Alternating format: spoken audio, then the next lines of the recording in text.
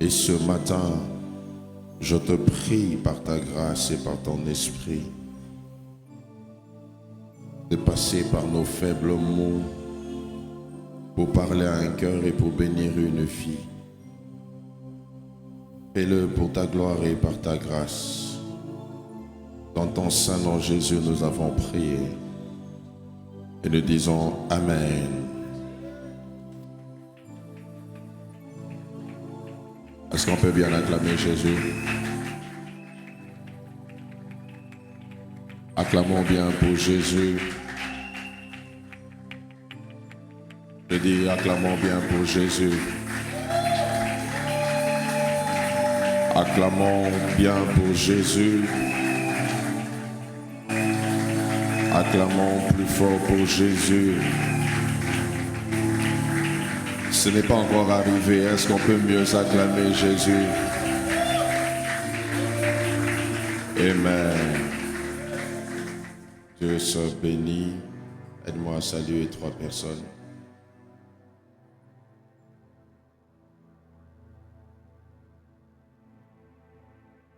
Partage la joie avec eux.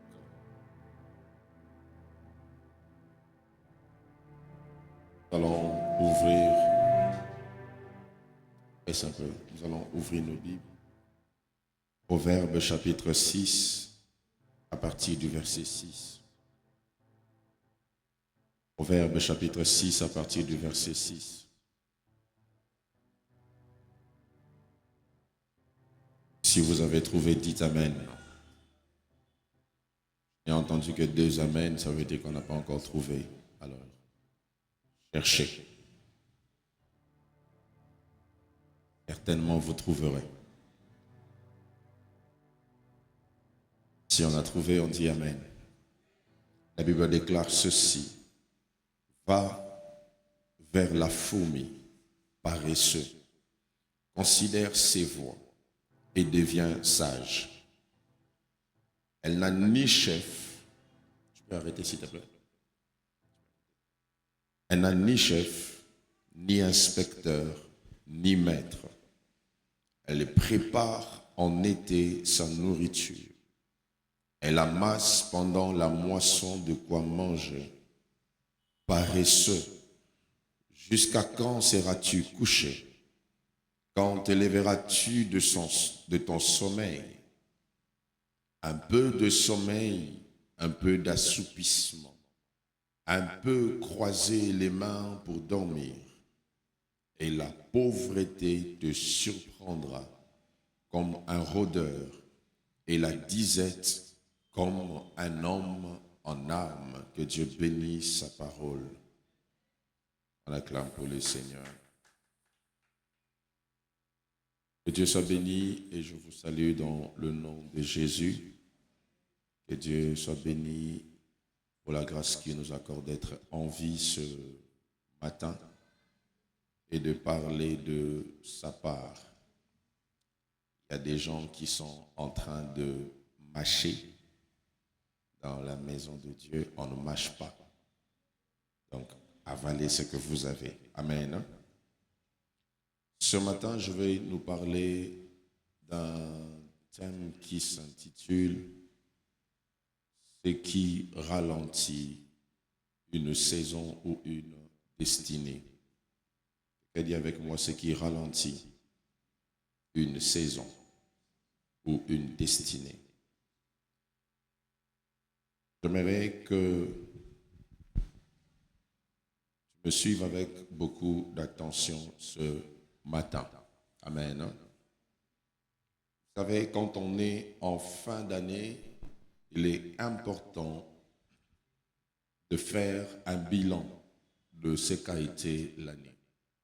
Quand on est en fin d'année, il est important de voir en quoi vous avez réussi et en quoi vous avez échoué pendant l'année. Et vous devez savoir que les moments de fête sont des moments d'évaluation aussi. Ce sont des moments où nous sommes appelés à réfléchir sur ce qu'a été notre année. Et les entreprises, d'ailleurs, sont déjà en 2026 en train de travailler l'année. Elles ont déjà évalué 2025 et elles se préparent à affronter 2026. Ainsi, au-delà de tout ce que l'on peut te faire comme cadeau, le meilleur cadeau que tu peux t'offrir à toi-même, c'est de réussir ton année. Lorsque tu échoues dans ton année, alors tu as détruit ta propre vie. Ainsi, vous verrez que beaucoup disent ce qu'ils veulent réaliser et accomplir quand on est en début d'année, mais très peu de personnes, quand on arrive vers la fin, arrivent à faire une corrélation entre leur plan de départ et ce qu'ils ont réellement réalisé. Beaucoup disent ce qu'ils doivent faire, mais quand on arrive en fin d'année, plusieurs se rendent compte que ce qu'ils ont fait et ce qu'ils avaient voulu faire ne se ressemblent pas. Ainsi, il est possible que tes plans n'aient pas été les mêmes que les plans de Dieu. Ça arrive qu'on échoue, non pas parce qu'on n'a pas travaillé, mais simplement parce que ce n'était pas dans le plan de Dieu que l'on réussisse dans un domaine. Mais la plupart des cas, les échecs que nous voyons sont dus au fait que beaucoup de personnes ne prennent pas la peine de travailler en fonction de leurs prévisions. Ainsi, des fois, derrière certaines stagnations ne se cache pas la volonté de Dieu. Derrière certains manques d'évolution, derrière certains manques de progrès ne se cache pas le vouloir de Dieu. Ce n'est pas toujours le plan de Dieu que ton ministère soit à ce niveau. Ce n'est pas toujours le plan de Dieu que l'on soit à ce niveau. Ce n'est pas toujours le plan de Dieu que ta famille soit à ce niveau. Ce n'est pas toujours le plan de Dieu que tes finances soient à ce niveau. Ce n'est pas toujours Dieu qui est derrière ces échecs que tu rencontres. Et quand on voit même l'histoire du peuple d'Israël dans la Bible, vous vous rendrez compte que ce peuple, dans le plan de Dieu, le trajet qu'il devait faire pour arriver à Canaan, était un trajet qui normalement pouvait prendre 40 jours. Mais le trajet de 40 jours a pris 40 ans. Était-ce la volonté de Dieu qu'un petit trajet comme celui-là puisse prendre autant de temps? Non. C'est parce que ces hommes avaient admis des comportements qui avaient ralenti leur saison ou leur destinée. Et sachez que le plus important, ce n'est pas toujours d'arriver, mais c'est d'arriver au temps où Dieu veut qu'on arrive. Amen.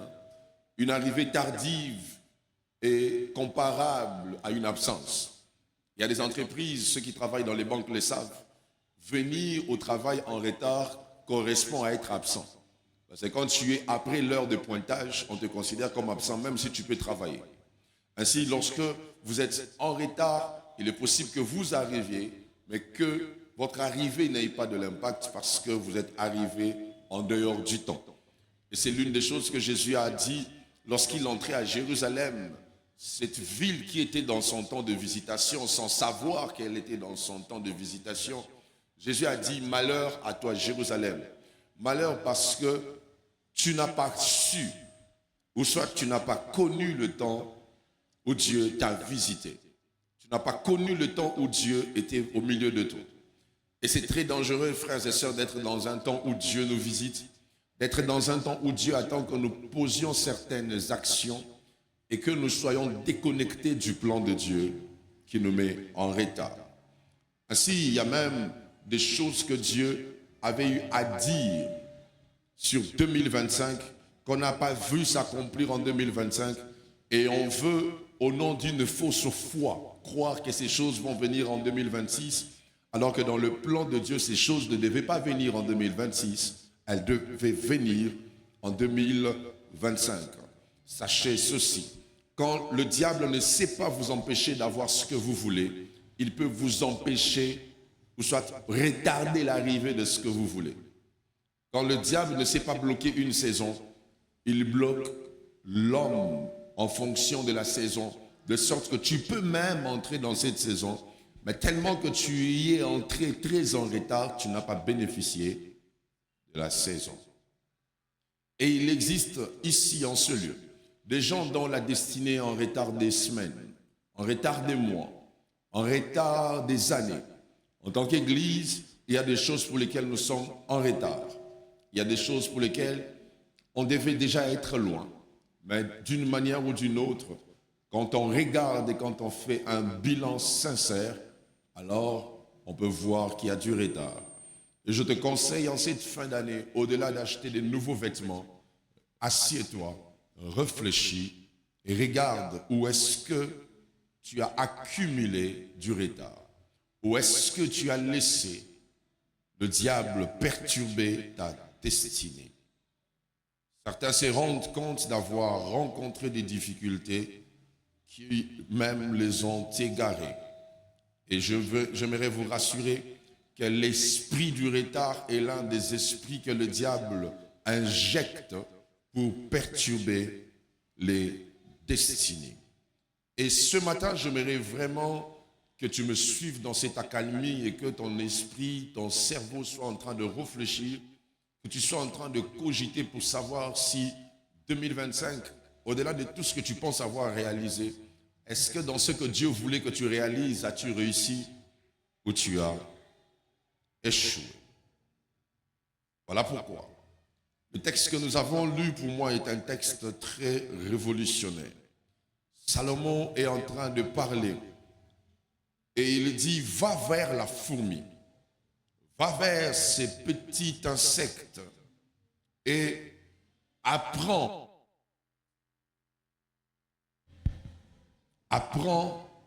de la fourmi. Salomon nous envoie acquérir de la sagesse derrière ce qui est pratiquement dans toutes les maisons du monde, mais que nous minimisons. Les fourmis, mes frères et sœurs, sont tellement fascinantes. Elles ont une organisation qui étonne. Généralement, les fourmis fonctionnent comme une colonie qui est dirigée par une dizaine ou des millions. Et dans le groupe de fourmis, il existe celle qu'elles appellent une reine. Son rôle est d'assurer la survie de la lignée. Parmi les fourmis, il y a des ouvrières qui travaillent pour chercher la nourriture. Parmi les fourmis, il y a les soldats. Et parmi les fourmis, il y a les mâles qui assurent la production. Les fourmis ont une force de communication étonnante. Quand une fourmi trouve la nourriture, elle laisse des traces chimiques qui vont indiquer à d'autres fourmis de suivre le chemin de là où il y a la nourriture. Les fourmis sont très organisées. Et les fourmis laissent des traces qui font que ceux qui sont derrière puissent savoir où est-ce qu'elles peuvent trouver la nourriture. Quand j'étais enfant, j'avais l'habitude de m'amuser à observer les fourmis. Et souvent, je suis sûr que vous avez eu à expérimenter ça. Lorsqu'une fourmi voit un grain de sucre, elle peut rassembler plusieurs autres. Aussi grand que ça peut paraître au devant d'elle, elles vont se liguer et elles vont transporter ce grain de sucre jusqu'à aller consommer cela. Les fourmis sont très organisées. Les fourmis sont très organisées. Les fourmis ont une intelligence collective. Elles savent construire des ponts avec leur propre corps. Les fourmis savent déplacer des objets beaucoup plus lourds. Les fourmis peuvent déplacer ce qui pèse plus qu'elles à cause d'une sagesse qu'on va apprendre ensemble au travers des fourmis. Les fourmis ont une intelligence collective. Est-ce que s'il faut que l'on parle de nous en tant qu'Église, avons-nous une intelligence collective ou soit ce sont des forces individuelles de chaque personne qui, d'une manière ou d'une autre, essaye de se battre pour réaliser des choses avec Dieu?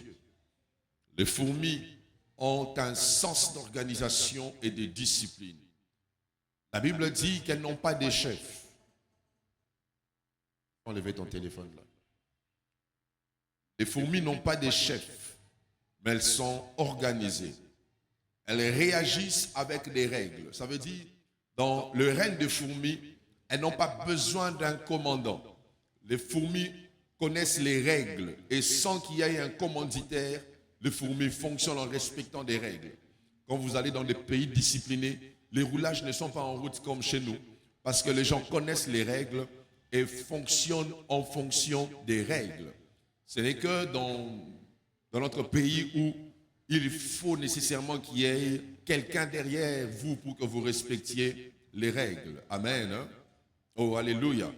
C'est triste de voir que même des adultes, des personnes âgées, matures, conscientes, qui brûlent les règles parce qu'elles ont besoin d'un surveillant pour respecter les règles. Quand il y a des militaires en route, tout le monde respecte la voie. Quand il n'y a pas de militaires, même des personnes qui roulent des véhicules de 60 000 $ se comportent comme des gens qui ont un cerveau qui n'a même pas un seul dollar. Se comportent comme des insectes, passez-moi l'expression. On a besoin tout le temps d'avoir des surveillants pour respecter les règles. Et c'est une maladie, mes frères et sœurs. Si votre vie de sanctification doit dépendre des appels du pasteur, alors vous avez un problème. Si votre crainte de Dieu doit dépendre du département de suivi, ça, vous avez un problème. Si venir à l'église pour vous doit toujours être mécanique, si servir Dieu doit dépendre d'un chef de département, alors vous n'avez pas compris la sagesse qu'il y a derrière la fourmi. La fourmi nous enseigne beaucoup de choses. Et Salomon dit, le sage dit, va vers la fourmi, paresseux, et apprends au travers de cet insecte. La fourmi a beaucoup de choses à nous apprendre. Et j'aimerais dire à quelqu'un, n'attends pas la veillée du 31 pour crier bonne année et après dire en 2026, je vais changer. 2026, je ferai les choses différemment. Salomon dit un tout petit peu de sommeil, la pauvreté te surprendra. Un tout petit peu de paresse, la disette frappera à ta porte. Alors que certains même, quand on crie bonne année le 31, donnez-moi un peu de volume, ils prennent même le moment de repos. Ils le fêtent d'abord le premier. Ils font tout ce qu'ils veulent faire et puis ils décrètent une semaine de repos. Après la semaine de repos vient une deuxième semaine de repos. Et après 2 semaines de repos, tu commences maintenant à dire, je vais commencer mon année. Pendant que tu agis comme ça, il y a des gens qui travaillent, il y a des gens qui payent le prix, il y a des gens qui anticipent même l'année 2026. Et pour moi, si tu es là et que tu ne sais pas encore ce que sera 2026, si tu es là, tu ne sais pas encore ce que sera 2026, pour moi, je te considère que tu n'es pas sérieux. Oh, alléluia. Si jusque-là, tu ne sais pas ce que tu feras en 2026, tu n'es pas sérieux. Tu n'es pas du tout sérieux. Tu ne dois pas attendre que l'année commence pour que tu la prépares. Tu dois la préparer maintenant afin que tu saches à quoi elle va ressembler. Salomon dit, un peu de sommeil, la pauvreté te surprendra. Vous savez, il existe des gens qui posent beaucoup des actions et qui ont des attentes qui n'ont rien à voir avec leurs actions. Il y a des gens comme ça. Il dort beaucoup, mais il attend être surpris par la richesse, alors que son excès de sommeil ne peut le surprendre que par la pauvreté. Il y a des gens comme ça qui prennent beaucoup de temps à ne rien faire et qui croient en un surnaturel qui d'un coup va changer leur vie. Il y a des gens qui prennent tout le temps à ne rien faire, mais ils croient qu'une imposition demain peut leur donner un grand ministère. J'aimerais te dire que ça ne marche pas comme ça. Et il dit, un peu de sommeil, la pauvreté te surprendra. Donc, pour cet homme, il dort, mais la venue de la pauvreté est une surprise pour lui. Donc, pour lui, ce n'est pas la pauvreté qui devait venir, c'est la richesse qui devait venir. Il ne fait rien, mais la conséquence de son manque d'action le surprend quand même. C'est étonnant de voir que quelqu'un qui n'a rien fait, et quand il échoue, il est étonné d'avoir échoué. Tu ne dois pas être étonné d'avoir échoué quand tu n'as rien fait. Tu dois comprendre que c'est le résultat de tes actions. Voilà pourquoi n'attends pas des résultats différents si tu ne fais pas des actions différentes. N'attends pas avoir ou recevoir ce que tu n'as pas sémé. Et il y a des gens comme ça qui sont même étonnés de ne pas voir l'accomplissement des prophéties de Dieu. Ne sois pas étonné, mon frère. Ne sois pas étonné, ma soeur. Ce que tu vis est la conséquence de ton sommeil ou de ta paresse. On n'attend pas un grand surnaturel si l'on prie comme on a l'habitude de prier. On n'attend pas des grandes choses si on agit de la même manière qu'on a l'habitude d'agir. On n'attend pas de devenir riche si tu travailles comme tu travailles d'habitude. On n'attend pas avoir un grand ministère si tu pries comme tu pries d'habitude. On n'attend pas avoir un foyer stable si tu continues à te comporter comme tu te comportes d'habitude. On n'attend pas à se marier si tu continues à tourner autour des filles comme tu le fais. On n'attend pas à avoir des grands résultats sans poser des grandes actions. Je parle à quelqu'un ce matin. Tu ne peux pas avoir un résultat différent si tu continues à faire les mêmes choses. Tu n'auras pas la stabilité si tu continues à prier tel que tu es en train de prier. N'attends pas à avoir la victoire sur les démons qui te combattent si tu continues à négliger ou à mépriser la prière telle que tu le fais. Le sommeil ne t'emmènera à rien de nouveau que la pauvreté. Le sommeil ne t'emmènera à rien de nouveau que la pauvreté. Et que la pauvreté ne soit pas une surprise pour toi qui dors, mais que ça soit une conséquence que tu vas normaliser parce que ça fait partie des retombées de tes actions. Et ce que je dis s'applique tant à l'Église et aussi à ta vie personnelle. Mes frères et sœurs, le retard a des conséquences inimaginables. Savoir quelque chose en retard et le savoir à temps, c'est différent. J'ai toujours été choqué quand je lis la Bible. Un jour, Jésus était dans la maison de Simon le lépreux. Et la Bible déclare qu'ils étaient à table. Personne n'avait pris la peine de laver les pieds de Jésus. Parce que dans la culture juive, lorsqu'on recevait quelqu'un, on lavait ses pieds. Parce qu'il vivait dans un pays désertique. Et du coup, les visiteurs venaient souvent avec des saletés aux pieds. Et par sens d'honneur, quand tu reçois quelqu'un, il faut que tu laves ses pieds. Jésus était chez Simon. Simon n'avait pas lavé ses pieds. Mais cette femme qui était considérée comme une prostituée a pris la peine de laver les pieds de Jésus. Et cette femme a posé une bonne action au bon moment. Et Jésus dit, elle m'a déjà embaumé. Mais j'ai toujours été choqué de voir que les femmes qui étaient avec Jésus, les disciples de Jésus qui n'avaient jamais pris la peine de briser même un parfum de 1000 francs aux pieds de Jésus, ce jour-là, Jésus meurt, on enterre Jésus. Après 3 jours, ils viennent avec des parfums, des aromates. Jésus n'était plus dans le tombeau. Jésus n'était plus là. Pendant qu'ils avaient l'opportunité de lui faire du bien, Jésus n'était plus là.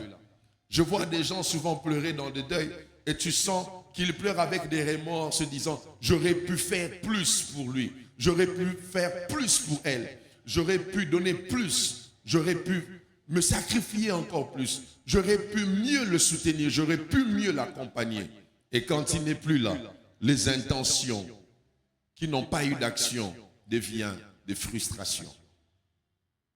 Marie est venue ce jour-là et le Messie était ressuscité. Elle a cru même que c'était un jardinier. Et elle dit, si c'est toi qui l'as caché, permets à ce que je le retrouve. Jésus lui parle et elle a voulu même toucher Jésus. Jésus a refusé d'être touché. Pourquoi? Elle était en retard. Alors je prie que Dieu te sorte du retard au nom de Jésus. Je dis que Dieu te sorte du retard au nom de Jésus. Pendant que toi, tu te reposes, il y a des gens qui avancent. Et centre de foi, espérance de gloire, nous sommes appelés à sortir du retard dans lequel nous nous trouvons. Car Dieu attend faire des grandes choses avec nous. Quelqu'un me donne un amen. Voici les causes du retard dans la destinée ou dans la saison.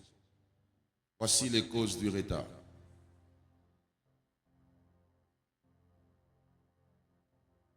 La première cause du retard, c'est l'aveuglement spirituel.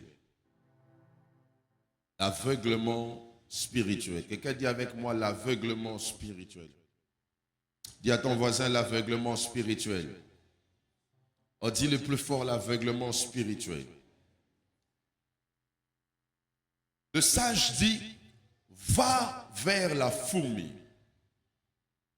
Va vers la fourmi, paresseux. J'aimerais qu'on le relise. Proverbe 6, verset 6. Va vers la fourmi, paresseux. Considère ses voies et deviens sage. D'autres versions disent, va vers la fourmi, observe-la et acquiert la sagesse. Le sage nous recommande d'aller vers la fourmi et d'apprendre de la fourmi, d'apprendre en observant la fourmi. Et mes frères et sœurs, les fourmis sont partout. Comme je l'ai dit au début, dans toutes les maisons, vous trouverez des fourmis. Mais il y a peu qui prennent la peine d'apprendre derrière les fourmis.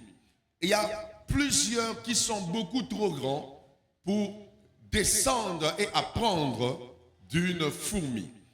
Et il y a plusieurs personnes qui ont devant elles ce qui devait les enseigner, mais puisqu'elles n'ont pas le regard d'humilité, elles ne peuvent pas apprendre de ce qui paraît petit. Le sage dit, va vers la fourmi. Et c'est en allant vers la fourmi que tu deviendras sage. Ainsi, en cette année, tu as écouté beaucoup de grandes prédications.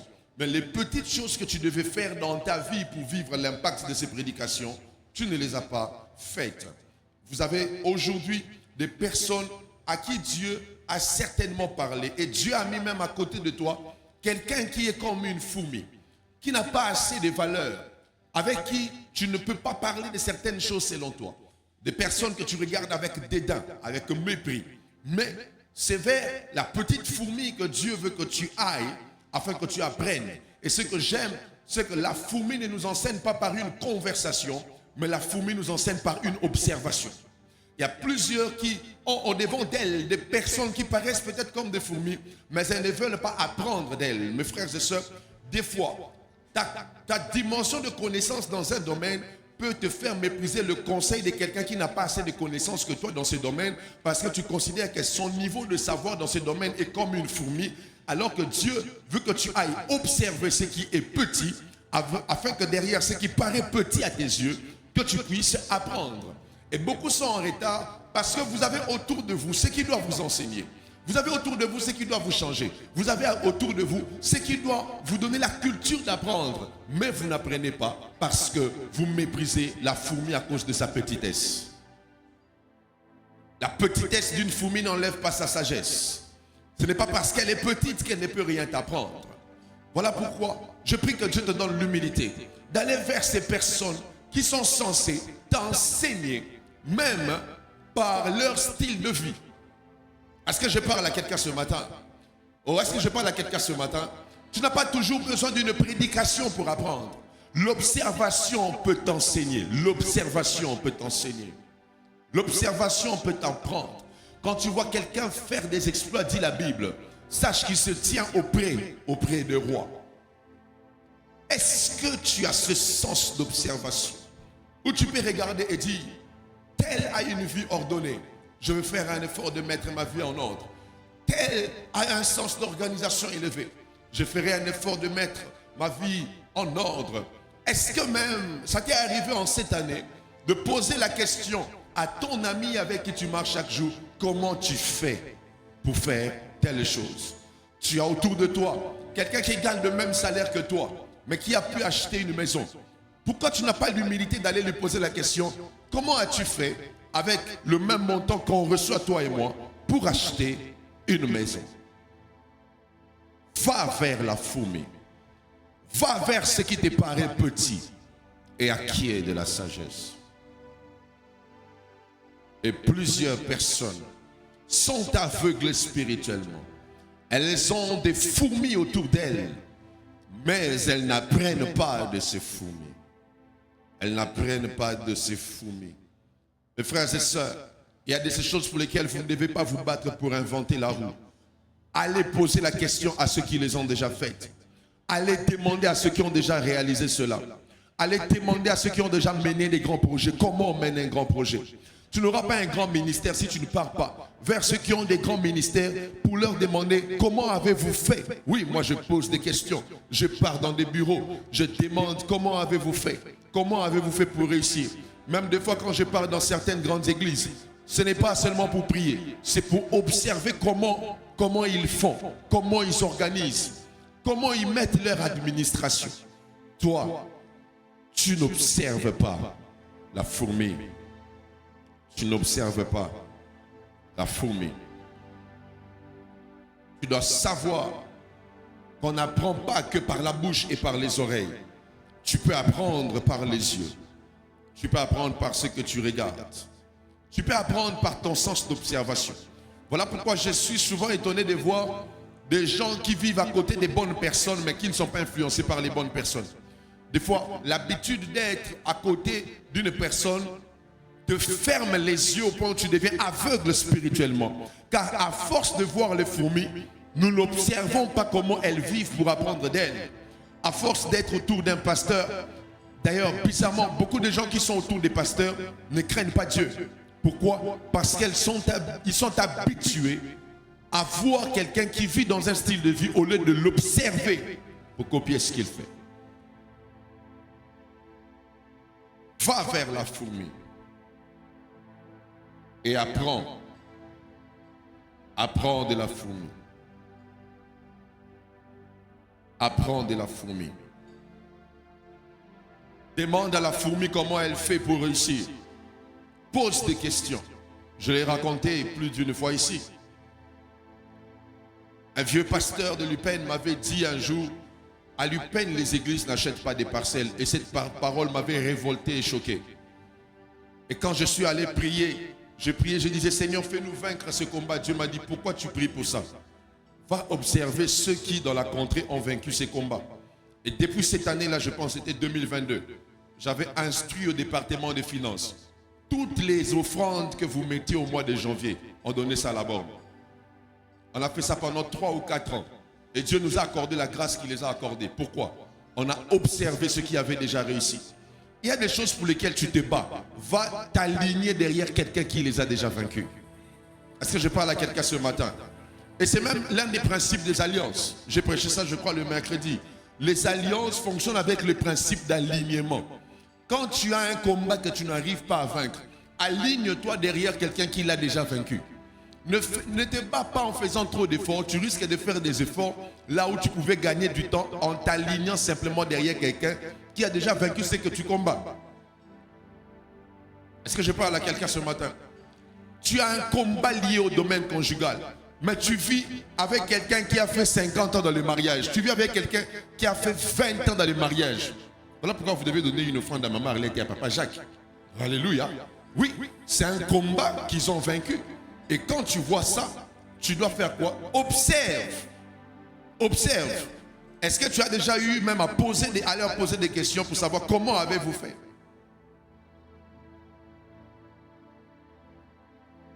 Observe la fourmi. Observe la fourmi. La fourmi n'a pas assez de force comme toi, mais elle a une sagesse que tu n'as pas. Je n'oublierai jamais un moment où j'ai connu un grand shift dans le domaine de la musique.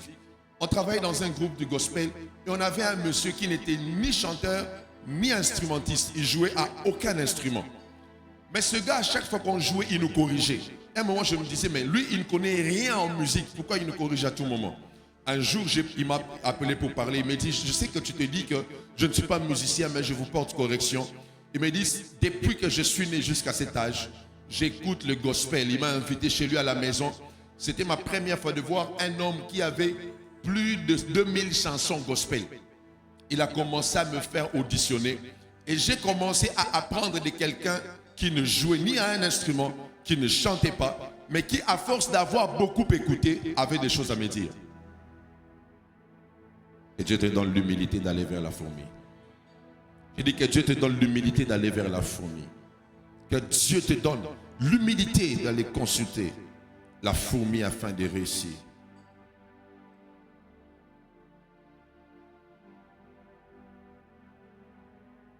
Et à plusieurs personnes, vous pensez que votre vie est normale alors que vous êtes anormal. Vous savez, ce genre de personnes qui, lorsqu'elles arrivent à l'hôpital, les médecins disent « Mais comment tu es arrivé ici ?» Ce n'est pas toujours un signe de miracle. Hein? Des fois, c'est l'inconscience qui fait que tu vis avec des maladies, mais tu as appris à normaliser ça. Deuxième cause des retards, c'est l'irresponsabilité. L'irresponsabilité. Baisse un peu. L'irresponsabilité. C'est quoi l'irresponsabilité? C'est un manque de maturité, de discipline, de vision, de constance, ayant un impact négatif sur une personne ou sur une chose. Je reprends, l'irresponsabilité est un manque de maturité, de discipline, de vision, de constance, ayant un impact négatif sur une personne. Écoutez ce que le sage dit sur la fourmi. Au verset 7, il dit « Elle n'a ni chef, ni inspecteur, ni maître. » D'autres versions parlent de contre-maître. Donc ça fait allusion à la construction. La fourmi n'a pas de chef. La fourmi n'a pas de guide. Mais elle travaille dur. La fourmi n'a pas de chef de département. Mais elle est organisée et elle travaille comme s'il y avait un chef. La fourmi n'a pas besoin d'être guidée. Et toi, malheureusement, pour ta propre vie, on doit te pousser. Pour ta propre vie de prière, on doit t'appeler. Pour ta propre marche avec Dieu, on doit te suivre. Pour que tu viennes à l'église, on doit t'interpeller. Tout ce que tu fais exige à ce que quelqu'un soit derrière toi. Alors, tu as des choses à apprendre de la fourmi parce que tu souffres de l'irresponsabilité. Est-ce que je parle à quelqu'un ce matin? Est-ce que tu as besoin est-ce que ça t'est déjà arrivé d'oublier d'aller au travail et d'oublier que tu travailles quelque part? Non, ça ne t'arrive pas. Mais comment tu oublies de venir à l'église au point de te dire « Personne ne m'avait appelé pour me rappeler que je devais venir au culte ». Tu frôles l'escroquerie. Donne-moi un amen, je te parle. Tu frôles l'escroquerie. Pour ta propre vie de prière, tu attends que le pasteur t'appelle chaque jour. Pour ta propre marche avec Dieu, tu attends que l'on te suive. Tu es un irresponsable au vrai sens du mot. Pour que tu craignes Dieu, quand tu es seul, tu as besoin que l'on t'appelle. Et quand on ne t'appelle pas, tu fais des bêtises et tu te victimises même pour dire « personne ne m'a aidé ». Irresponsable. Si ce que je te dis là te fait mal, c'est que c'est vraiment à toi que je parle. Donne-moi un amen, hein? Alléluia.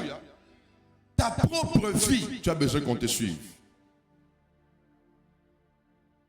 La fourmi n'a pas besoin de tout ça. La fourmi est responsable. Un coach peut te coacher, mais il ne transpirera pas à ta place. Il y a une part de responsabilité qui te revient à toi seul. Que fais-tu de ce que tu sais que tu dois être? Un responsable se fait voir par sa capacité à se conformer à sa vie, même en étant seul. On saura que tu es responsable quand tu sais mettre ta vie en ordre, même lorsque tu es seul. Tu n'as pas besoin d'un département de suivi, tu n'as pas besoin que l'on t'appelle. Même quand tu es seul, tu sais mettre ta vie en ordre. Toi-même, pour que tu gères ton propre argent, tu as besoin du pasteur. Irresponsabilité. Et plusieurs ont détruit leur relation avec Dieu à cause de l'irresponsabilité. Pourquoi tu ne pries plus? On ne m'appelle pas. Pourquoi tu ne jeûnes plus? On ne m'a pas rappelé. Pourquoi tu ne jeûnes plus? Il n'y a pas de programme de jeûne à l'église ces temps-ci. Est-ce qu'on t'appelle pour que tu regardes la télé? Irresponsabilité. La fourmi n'a pas besoin qu'on l'appelle pour travailler. La fourmi est responsable. La fourmi est responsable. Et n'attends pas des résultats différents de tes actions. D'ailleurs, je fais une prière ce matin. Tous les paresseux, que Dieu vous fasse échouer au nom de Jésus. Même si tu dis pas amen, moi-même je dis amen. Tous les paresseux, que Dieu vous fasse échouer. Parce que si vous réussissez, vous allez vous dire que non, voilà, ces histoires-là, c'est faux. Même si tu fais rien, Dieu peut te faire réussir par magie, par miracle. Tu vas échouer au nom de Jésus. Si tu veux réussir, tu dois changer. Amen, amen, hein? L'irresponsabilité. L'irresponsabilité. Et les fourmis sont très responsables, très organisées. La réussite n'est pas dans la grandeur. La réussite est dans l'organisation. Là où un lion peut mourir de faim, la fourmi aura de quoi manger. Parce que pendant l'été, la fourmi travaille durement pour avoir de quoi manger pendant l'hiver. La fourmi a un sens d'organisation élevé. J'aimerais vous dire quelque chose qui peut vous choquer. Un pays organisé avec Satan va mieux vivre qu'un pays désorganisé avec Dieu. Oui. Là où il y a le désordre, même si Dieu est là, vous allez échouer. Dieu n'est même pas un Dieu de désordre. Voilà pourquoi on est étonné de voir qu'on prie beaucoup dans ce pays, mais le pays ne change pas. Le problème n'est pas la vie de prière. Le problème, c'est l'organisation. Dieu est très organisé. Très organisé. Et toi, tu es trop grand, mais très désordonné. Très désordonné. Très désordonné. Et tu es le premier à parler pour donner des leçons. Tu parles trop. Toi là, tu ne peux pas parler. Même quand tu es avec des gens qui ont réussi, toi tu parles. Hey, apprends à te taire et à écouter. Oh, je parle à quelqu'un ce matin. Il y a des gens, quand tu les rencontres, toi tu ne dois pas parler. Toi tu dois écouter. Pourquoi tu veux aussi parler? Pour que ça montre que tu as aussi quelque chose à dire. Non. Il y a des moments où tu dois simplement te taire et écouter. Quand tu es irresponsable, tu détruis ta vie toi-même. Tu détruis ta vie toi-même. Tu détruis ta vie toi-même. Tu détruis ta vie toi-même. Et j'aimerais vous parler sincèrement aujourd'hui, Église. Vous qui venez à l'église en retard, c'est un signe d'irresponsabilité. Donnez-moi une main, je vous parle. Hein? Parce qu'il y a des gens qui sont ici 2 heures avant le culte. Et quand vous venez en retard, vous le faites souffrir. Oh, donnez-moi une main, je vous parle. Oui, c'est être irresponsable que de venir à l'église en retard. Pourquoi tu pars pour travailler en retard? Parce qu'on va te couper un salaire. Mais pourquoi tu viens à l'église en retard? C'est Dieu, ton grand-père. Tu es ouvrier pour que tu serves, il faut que ton chef de département te serve. On va te virer en 2026, donne-moi un amen. Hein? On va te virer en 2026, on va te mettre dehors. Tous les irresponsables, on va vous chasser. On va vous chasser un après l'autre. Parce que vous devez apprendre à devenir responsable. Si vous ne voulez pas, on va vous faire devenir responsable dans ma casse. Ressemble le film pour comme responsable. À ton âge, tu te réveilles le matin et les habits que tu devais porter ne sont pas repassés. Et tu es étonné que ce n'était pas repassé. Tu as des anges qui repassent pour toi. Tu as un service angélique qui vient repasser. Et tu dis aussi, oh, je ne sais pas sortir, mes habits ne sont pas repassés. Et avec moi, irresponsable. Même si vous ne dites pas des amens, ce n'est pas un problème. Je ne suis pas venu avec des bonbons aujourd'hui. Je suis venu avec le sel parce que vous avez des plaies qu'on doit penser aujourd'hui. Amen. Hein? Irresponsabilité. Troisième.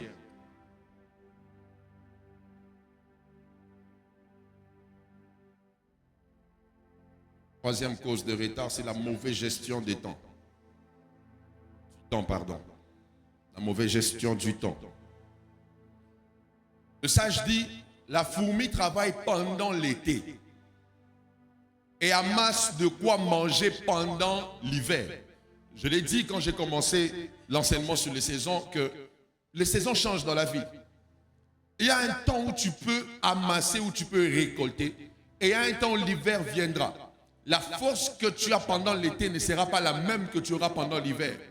L'hiver emmène la sécheresse. Peu importe les efforts que tu vas donner, tu n'auras pas de grands résultats pendant l'hiver. Et plusieurs personnes vivent sans se rendre compte que les temps changent. Les saisons changent, mes frères et sœurs. Les temps changent. Voilà pourquoi ce que tu devais avoir en 2025, que Dieu avait prévu pour 2025, même si ça vient en 2026, ça n'aura pas le même impact. Quelqu'un me donne un amen? Et plusieurs personnes vivent sans la notion du temps. Voilà pourquoi tu es partout, à tout moment, pour ne rien faire. On t'appelle, tu fais quoi? Je ne fais rien. Viens, tu pars. Manque de gestion de temps. Toi, quand il faut travailler, tu pries. Quand il faut prier, tu travailles. Problème de gestion de temps.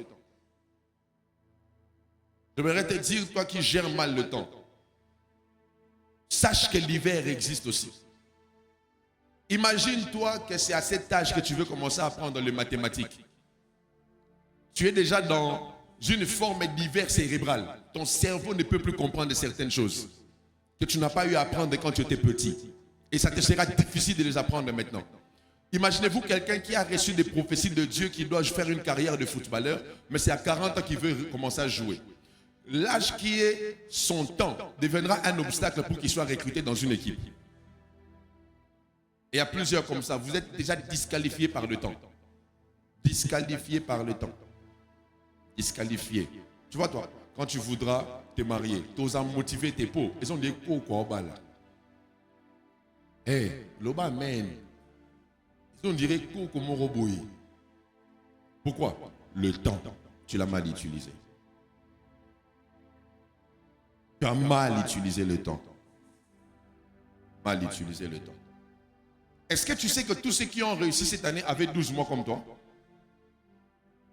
Est-ce que tu sais que tous ceux qui ont fait des exploits avaient 12 mois comme toi?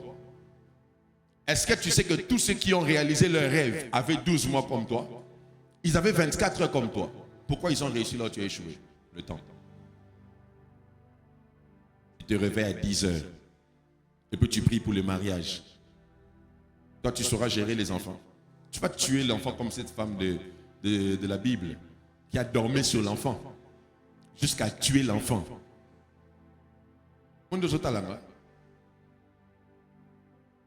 Et puis quand tu te réveilles même à 9 heures, tu te fâches. J'étais loin dans les rêves. Réveille-toi, va réaliser ce peu de rêves-là que tu as vus. Oh, je parle à quelqu'un. Hein? Voilà pourquoi c'est anormal. Si tu as quelqu'un qui, jusqu'aujourd'hui, dort jusqu'à 10 heures. Tant soit pour moi. Ben oui. Ou soit il prie la nuit. Mais même nous qui prions la nuit, on se réveille pas à 10 heures. Toi, comment tu te réveilles à 10 heures? Mauvaise gestion de temps. Est-ce que tu sais tout ce que tu peux faire entre 6 heures et 9 heures? Est-ce que tu connais la fraîcheur du cerveau pendant ces heures-là? Mauvaise gestion du temps.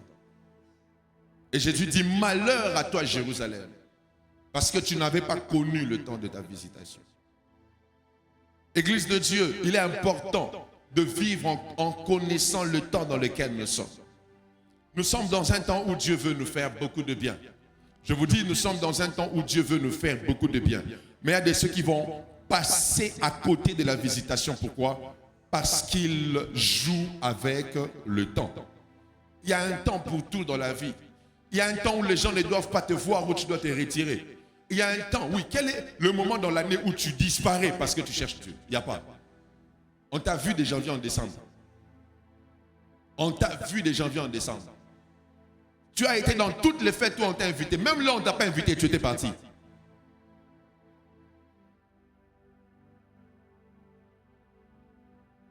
La gestion du temps. La gestion du temps. Et l'année est finie. Et est finie. tu n'as rien fait. Ça me fait mal à ta place. Ça me fait mal à ta place. Tu aurais pu faire beaucoup, mais tu as échoué par mauvaise gestion de temps. Quatrième cause de retard, c'est le manque de sacrifice. Le manque de sacrifice. Le sage dit un peu de sommeil, un tout petit peu de sommeil, la pauvreté te surprendra.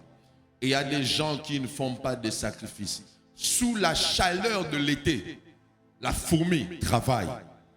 Toi, quand le soleil de Kinshasa sort, tu ne sors pas. Tu ne sors pas. Tu ne sors pas. Pourquoi? La chaleur. Tu te dis, il fait très chaud. Tu ne peux pas te sacrifier au-delà de tes efforts.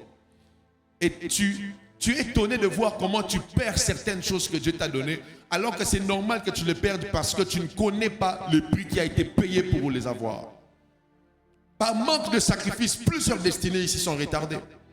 Il y a des choses pour lesquelles Dieu aurait voulu que tu fasses un peu plus d'efforts, que tu sois un peu plus déterminé, que tu donnes un peu plus de temps, un peu plus de sacrifice. Tu ne l'as pas fait.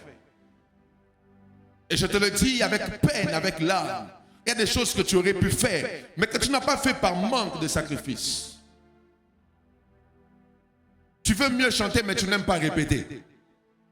Comment vas-tu bien chanter pendant que tu n'aimes pas la répétition? Tu veux devenir expert comptable, mais tu n'aimes pas étudier. Comment veux-tu avoir des résultats là où tu ne fais pas des sacrifices? Voilà pourquoi chaque fois que tu vois quelqu'un réussir, selon toi, c'est les fétiches. Il n'y a pas de visa pour aller voir les féticheurs. Hein? Vas-y. Le manque de sacrifice tue l'église.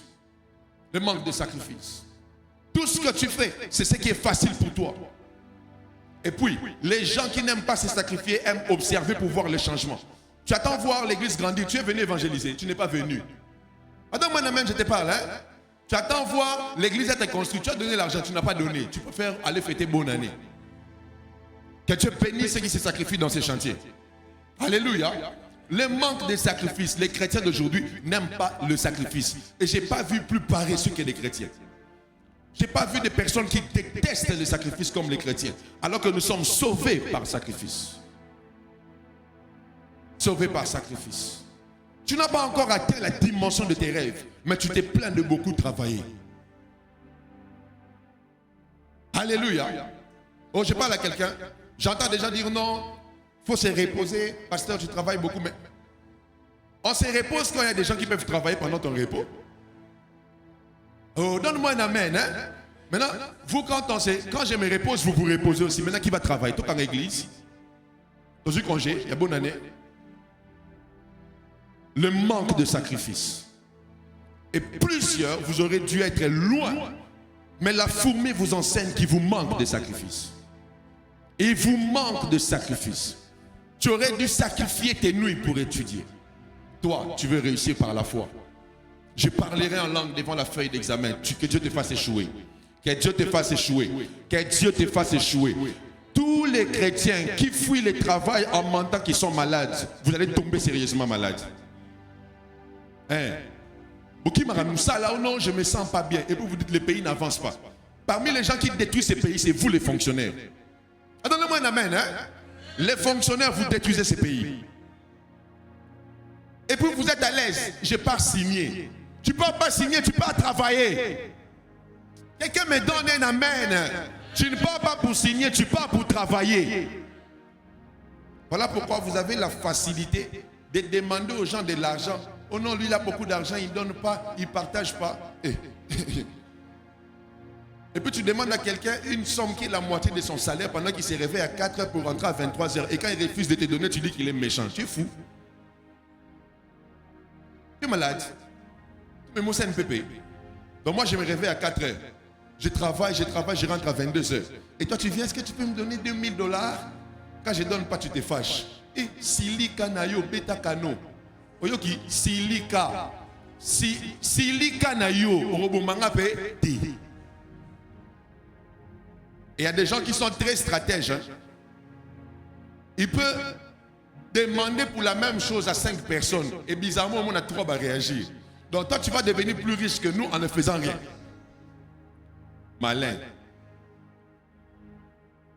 Voilà pourquoi moi, aujourd'hui, j'ai pris même avant de donner à quelqu'un l'argent. Parce qu'il y a des escrocs même dans les églises. Vous préparez des numéros. Ce dimanche, je vais dire que ma mère est malade. Ce dimanche, non, je vais dire Cécile est Minerval. Ce dimanche, là-bas, je vais lui dire que j'ai mal aux côtes. Manque de sacrifice. Manque de sacrifice. Là où tu aurais dû faire des efforts, tu ne t'es pas sacrifié. Tu aurais dû prendre ton temps pour prier, tu ne t'es pas sacrifié. Tu aurais dû prendre ton temps pour venir regarder les travaux, tu n'es pas venu, tu dormais. Tu n'as même pas pris la peine d'appeler pour savoir comment ça avance. Et puis tu dis, ah non, on n'a pas fini, on n'a pas mis les lumières. Les anges des lumières vont entrer ici. Et je parle à quelqu'un ce matin. Si c'est que je te dis te fait vraiment mal, je suis content. Parce que je veux que tu aies autant mal que j'ai mal. Oh, alléluia. Manque de sacrifice. Le christianisme est affaibli par manque de sacrifice. La façon dont nous travaillons détruit nos églises. La façon dont nous travaillons nous empêche d'exceller. La façon dont nous travaillons nous tue, ça nous tue nous-mêmes. La fourmi n'a pas besoin d'un chef pour travailler. Mais les chrétiens ont besoin tout le temps d'être suivis pour prier. Tout le temps d'être suivis pour craindre Dieu. Tout le temps d'être suivis pour écouter. Tout le temps être suivis, même malgré que l'on vous suit, vous n'écoutez pas. Vous n'écoutez pas. Et la dernière des choses.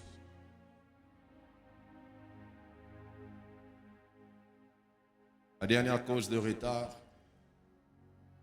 c'est la mauvaise doctrine de la pauvreté. La mauvaise doctrine de la pauvreté.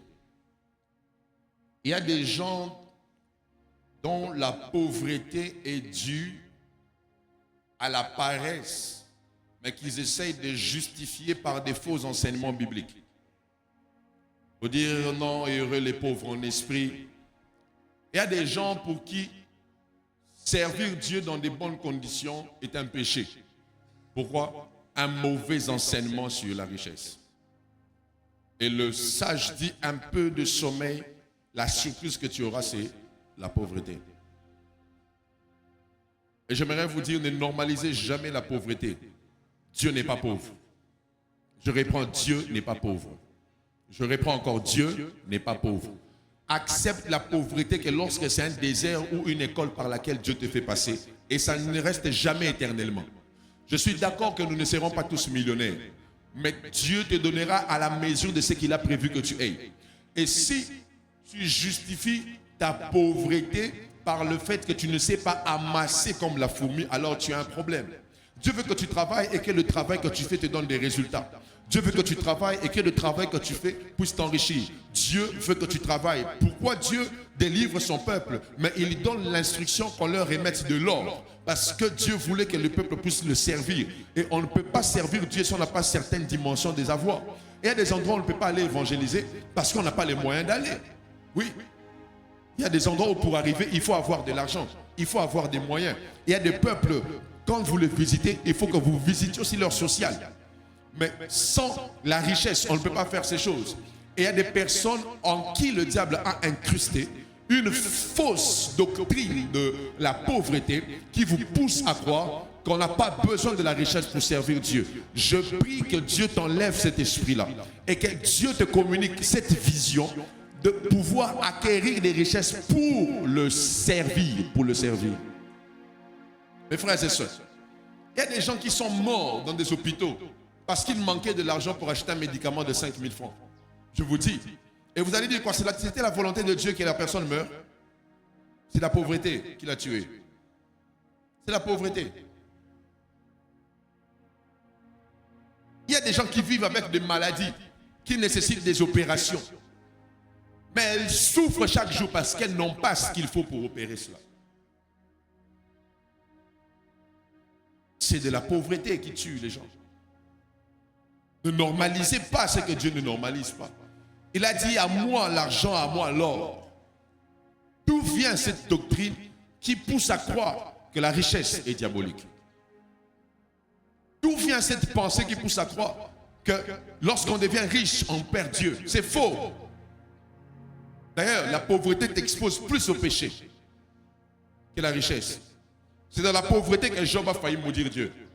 Pas dans la richesse. Oh, donne-moi un amen. Hein? C'est dans la pauvreté que Job a failli se tourner contre Dieu. Et je prie ce matin que Dieu nous emmène à observer la fourmi, à apprendre au travers de la fourmi et à sortir de ces choses qui nous ont mis en retard. Je rêve voir 2026 être une année d'accélération où chacun va travailler avec une grande vitesse, avec un grand fardeau, avec un cœur attaché à Dieu. Une année où tu vas poursuivre tes objectifs comme si quelque chose va s'arrêter le jour qui suit. Une année où tu vas poser Dieu. Voilà pourquoi je suis prêt à écarter les paresseux pour rester avec les bosseurs. Parce qu'on doit travailler dur et je suis prêt à travailler très dur avec des hommes qui seront prêts à travailler très dur. Tu me donnes un amen. Hein? Que Dieu enlève en toi l'esprit de paresse qui t'a bloqué pendant toutes ces années et qui t'a empêché de réaliser les plans et les objectifs de Dieu sur ta vie. Je prie dans le nom puissant de Jésus ce matin que Dieu ramène ton cœur vers sa maison, que Dieu ramène ton cœur vers ta destinée, que Dieu ramène ton cœur vers les projets qu'il a formés sur toi et que ce fardeau te fasse brûler afin que tu donnes le meilleur de toi. Que tu ne serves pas Dieu parce que tu n'as rien à faire ce jour-là, mais que ça devienne ce que tu décides de faire. Que ça soit plus prioritaire qu'aller dans une fête. Que ça soit plus prioritaire qu'aller travailler. Que ça soit plus prioritaire. D'ailleurs, j'aimerais vous dire, vous avez vu ce qui est arrivé pendant le confinement. On avait fermé les églises et plusieurs s'étaient refroidis dans leur foi chrétienne. Des temps comme ça reviendront encore. Et si toi, ta vie chrétienne est liée à ce bâtiment, alors tu n'as rien compris. Tu n'as rien compris. Que Dieu te donne la capacité de veiller à ta vie spirituelle, même dans ton bureau. Veiller à ta vie spirituelle, même dans ta maison. Tu n'as pas besoin de voir mon appel pour prier. Tu n'as pas besoin que je te dise viens servir Dieu. Tu n'as pas besoin que je te suive. D'ailleurs, je te promets que je ne te suivrai plus. Je ne te parlerai plus. Que Dieu te donne le sens de responsabilité pour que tu agisses et que tu travailles différemment. Que Dieu ôte en toi l'esprit de pauvreté qui veut devenir un obstacle te mettant dans une paresse. Que Dieu bénisse sa parole.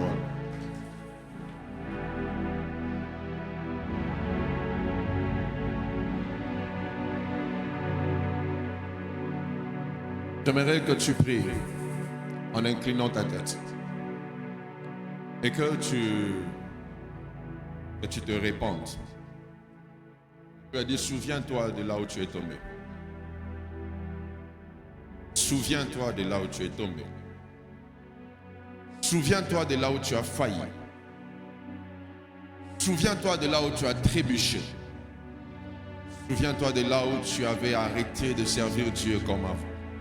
Souviens-toi de là où tu avais perdu ton premier amour. Souviens-toi et répands-toi.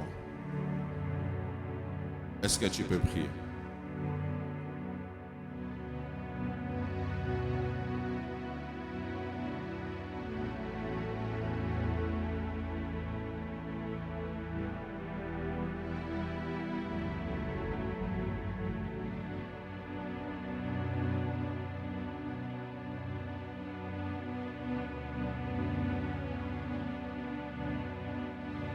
Prie.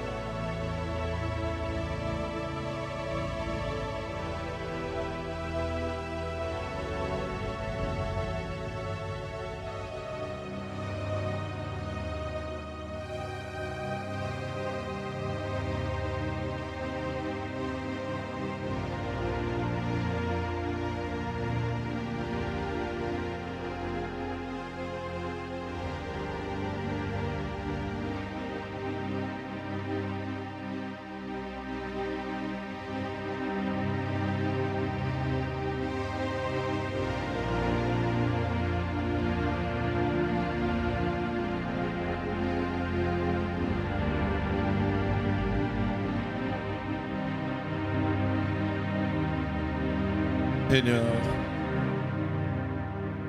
ce matin, ensemble, comme un seul homme, comme une communauté, nous prions afin que par ta grâce,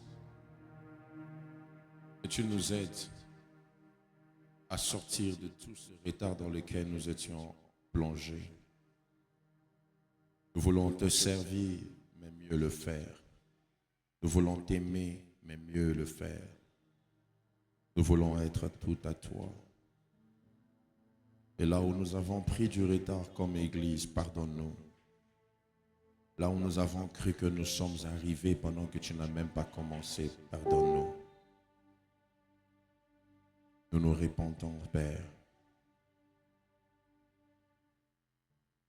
Là où nous avons laissé la distraction nous envahir et nous mettre en retard, pardonne-nous. Et aide-nous à suivre ta voie et à récupérer les temps volés par la sauterelle. Fais-le par ta grâce. Fais-le par ton amour.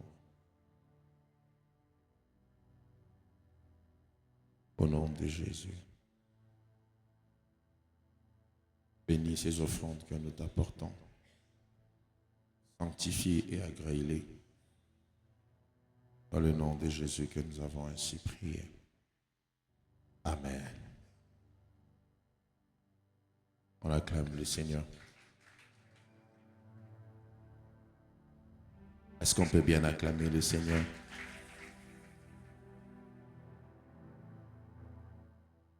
Apparemment, vous êtes fâchés. Est-ce qu'on peut bien acclamer Jésus?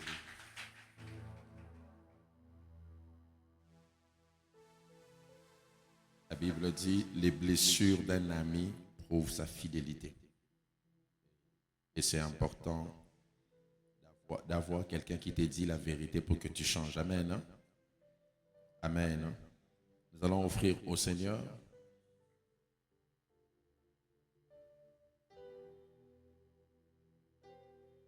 dans les paniers que tiennent les protocoles, nous donnons nos offrandes d'amour. Et dans ce panier, nous allons bénir la parole.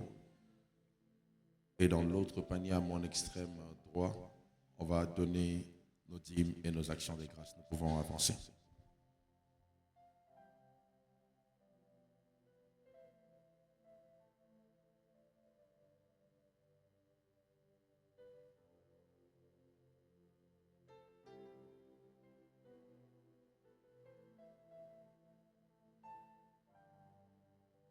Ceux qui ont ramené leurs engagements de la construction, veuillez le mettre dans ces paniers. Et tous ceux qui veulent contribuer aux travaux pour la semaine qui commence, veuillez mettre vos contributions dans ce panier qui est au milieu.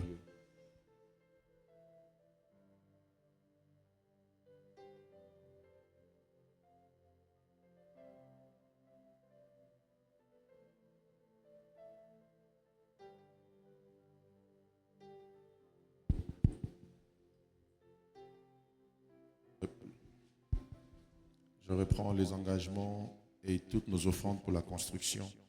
Veuillons le mettre ici au milieu afin de ne pas bloquer les travaux. Que Dieu soit béni pour ce qui a été fait cette semaine. On peut acclamer le Seigneur.